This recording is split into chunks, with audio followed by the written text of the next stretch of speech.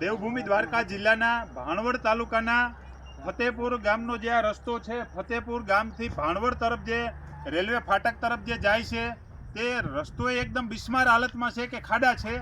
અને હાલ જે આ પરિસ્થિતિ દેખાય છે એ પરિસ્થિતિ મુજબ જે જંગલ કટિંગ છે એ જંગલ કટિંગના આધારે અને જંગલ કટિંગના અને રસ્તાના ખાડાના નડતર રૂપના કારણે ગ્રામજનોના કહેવા મુજબ 2 એક્સિડન્ટો પણ થયેલા છે. ઘણા બધા વ્યક્તિઓ પડી ગયેલા છે.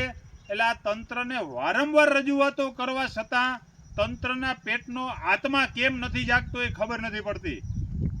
લેખિતમાં રજૂઆત કરેલી છે, મૌખિક રજૂઆતો કરેલી છે અને ટેલિફોનિક પણ રજૂઆતો કરેલી છે, પણ વારંવાર હમણાં થઈ જશે, પછી થઈ જશે, આવતા દિવસોમાં થઈ જશે. એટલે ભાણવડ તાલુકાના નાયબ કાર્યપાલક ઇજનેરની કચેરી નીચે દરમિયાન જે આ રસ્તાઓ આવે છે તેમાં કાંઈ કરવામાં આવતું નથી. ભાઈ, તમને આવી સારી ગ્રાન્ટો આપે છે, તમને સરકાર તરફથી સૂચના આપવામાં આવે છે કે ભાઈ તાત્કાલિક અસરથી જે લોકોને સરળતા મળી રહે તે માટેના રસ્તા કરો, તો ભાઈ કેમ તમારો આત્મા જાગતો નથી? અને આ જ રસ્તા ઉપર જે તે સમયે રસ્તાના જે કાર્યપાલકના અધિકારીઓ આવ્યા હતા એમને બાહેંધરી પણ આપેલી હતી. અને બાહેંધરી આપવા સમય દરમિયાન જે તાલુકા પંચાયતના સદસ્ય છે માલદેભાઈ પણ હાજર હતા. આપણે એમની પાસેથી સાંભળીએ કે શું તંત્રએ બાહેંધરી આપી હતી. ખરેખર જે તે સમયે જે કાર્યપાલક ઇજનેર સાહેબે મને બાહેંધરી આપી હતી કે આ રેલવેની ઓલી બાજુ જે ખાડા બાકી રહી ગયા હતા તે સારી મટીરિયલથી ખાડા બુરાવવાના હતા.